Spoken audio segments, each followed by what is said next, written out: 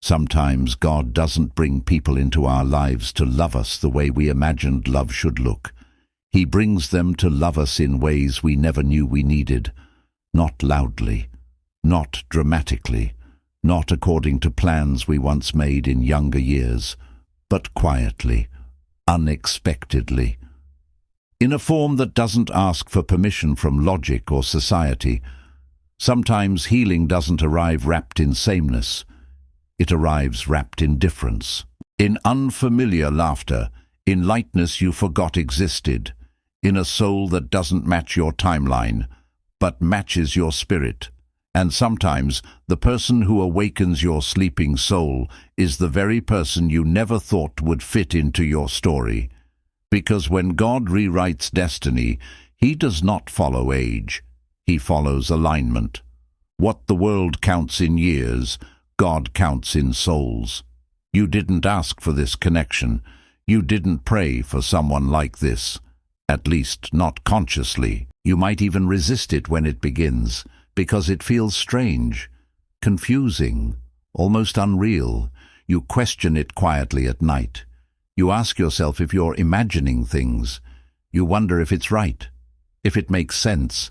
But God never moves in ways we immediately understand. He doesn't look at calendars. He doesn't measure wrinkles. He doesn't care about numbers or opinions. He looks at souls. He looks at timing. He looks at purpose. And when God aligns you with a younger soul, He isn't trying to make you doubt yourself. He is trying to remind you who you were before life made you forget.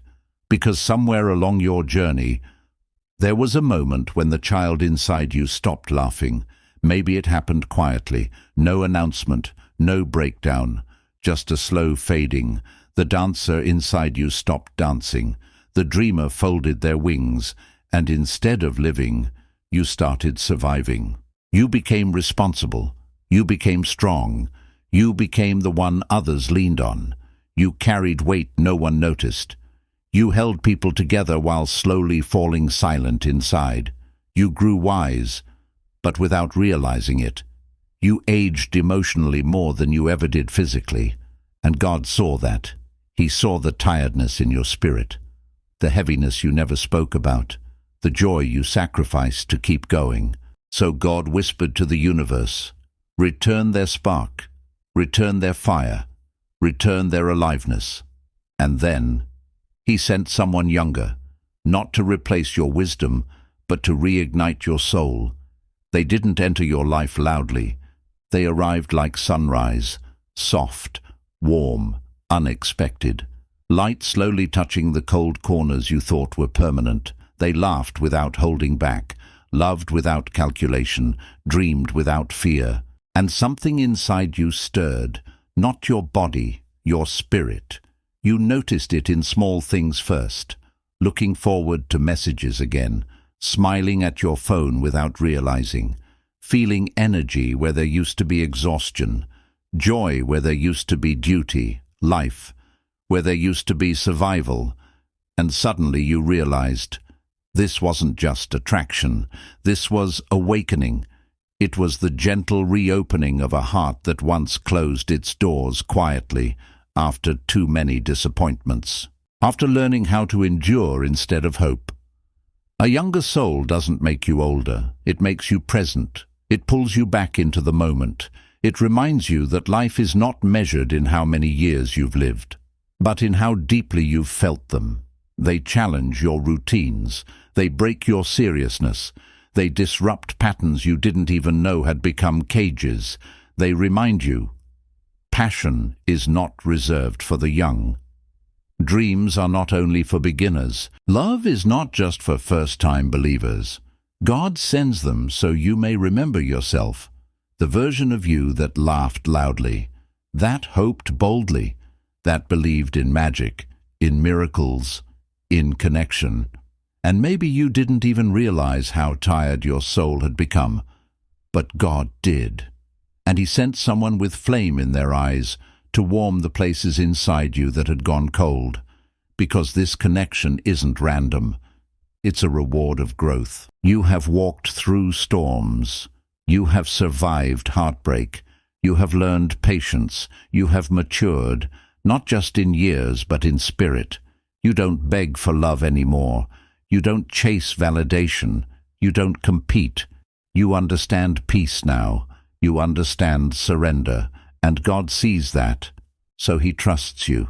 He sends you someone who may be younger in age, but carries lessons they cannot yet understand alone. And you become their lighthouse, not through control, not through authority, but through presence, through calm, through love. You don't teach them by telling, you teach them by being. And in return, they give you something priceless: energy, warmth, freshness, wonder. It's a sacred exchange, your wisdom for their fire, your depth for their light, your calm for their passion, your experience for their enthusiasm. You teach them how to slow down and breathe. They teach you how to feel again. You soften their impulsiveness. They soften your guarded heart. Two souls, equal in worth, different in gifts. That is divine mathematics. Sometimes God doesn't send people as lovers first. He sends them as healers. Two timelines cross, two destinies pause. And for a moment, it feels like recognition, not familiarity. Remembering, you think it's coincidence. But heaven prepared this long before you ever met. Maybe you prayed for peace, and God sent you joy wrapped in a smile. Maybe you prayed for closure, and God sent you understanding shaped as companionship. Maybe you prayed to forget your past, and God sent someone who didn't erase it, but gently rewrote your future. They listened to your stories, the ones you thought no one wanted to hear anymore. They don't rush you. They don't judge. They hold your pain softly, not by fixing it, but by witnessing it. Their presence becomes medicine. Your presence becomes guidance. They heal you by reminding you that love can be gentle. You heal them by showing that love can be wise. Through their eyes, you see yourself differently, not old, not late, not tired, but worthy, chosen, beautiful. Maybe you didn't need a partner. Maybe you needed a mirror held by God's hand, a mirror that reflects who you are without the weight of years, without disappointments, without self-doubt. Sometimes the younger soul is not your replacement chapter. They are your redemption chapter. They arrive as proof that your story isn't over. It's evolving, because love doesn't count numbers. It counts souls. Age measures the body, not the heart. Wrinkles belong to skin, not to spirit. When God writes love stories, He uses timing, not age. He aligns souls, not birthdays. The world may whisper, people may question, but heaven sees alignment. Love is not always symmetrical. Sometimes one heart carries history, the other carries hope. One has walked through fire, the other is still learning to use wings. But together, fire becomes light, and wings find direction. And maybe, just maybe, this message reached you because God is preparing your heart for a love that doesn't look like the one you imagined, but feels like the one you always needed. So if something inside you shifted, if your soul felt seen, write, "I receive this with faith." Let your soul speak. Let destiny begin. At first you try to explain it away.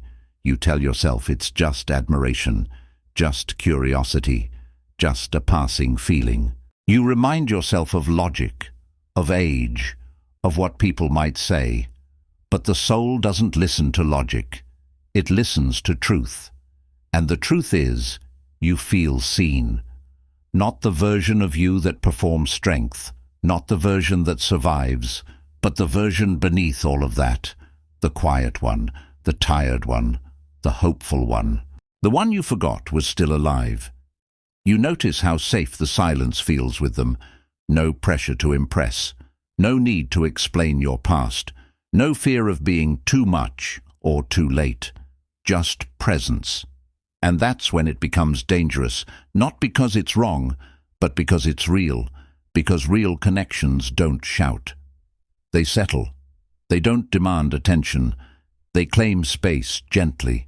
You find yourself smiling at memories you haven't even made yet. You feel lighter after conversations. You sleep better. You breathe deeper. And that scares you. Because you remember what love once cost you. You remember how deeply you gave, how fully you trusted, how much you lost. So part of you builds walls quietly. You pull back. You question God. You ask, why now? Why after you finally learned how to be alone? Why after you accepted peace? Why after you stopped hoping? And God answers, not with words, but with feeling, because peace isn't numbness, and healing isn't isolation. Sometimes peace arrives with laughter, sometimes healing arrives with connection, and sometimes God sends love after the lesson. Not before. You begin to see it clearly. This younger soul isn't here to take from you. They aren't draining you. They aren't demanding more than you can give. They don't ask you to prove yourself. They simply meet you where you are. And that's when you realize something powerful. You're not afraid of the age difference. You're afraid of hope. Hope asks you to open doors you worked hard to close. Hope asks you to believe again. And belief feels risky when you've already survived disappointment. But God never sends the same lesson twice. This love doesn't feel heavy. It doesn't feel chaotic. It doesn't feel like walking on glass. It feels gentle, and that's unfamiliar. You start noticing how you show up differently. You listen more. You laugh more. You soften. You don't feel the need to control the outcome. You don't rush. You let things unfold, because for the first time in a long time, you trust yourself, and that's when you understand. This connection isn't about age. It's about timing. Had this love arrived earlier, you wouldn't have known how to hold it. Had it arrived later, you might have been too close to feel it. But now you're ready. Ready to love without losing yourself. Ready to care without fear. Ready to give without emptiness. And the younger soul, they feel it too. They don't see you as old. They see you as grounding, as safe, as steady, as someone who doesn't play games. You become their calm in a world that moves too fast. Your presence slows their racing thoughts. Your words feel like home. They don't feel controlled by you. They feel protected. And slowly, beautifully, a balance forms. Not dominance, not dependency. Balance. You don't raise them. They don't complete you. You meet each other. You realize love doesn't always come to teach pain. Sometimes it comes to teach ease. And that realization changes everything. Because now, when doubts come, you don't panic. When fear whispers, you don't run. You remember, God doesn't send confusion as a blessing. He sends clarity disguised as surprise. And maybe the world won't understand. Maybe people will measure what God aligned. But this love was never meant to be explained. It was meant to be felt. And deep down, you already know, this isn't a mistake. This is a reminder that your heart still works, that your soul still responds, that life still has more to give. And maybe, just maybe, this is God saying, you didn't miss your chance at love. You were being prepared for the right one.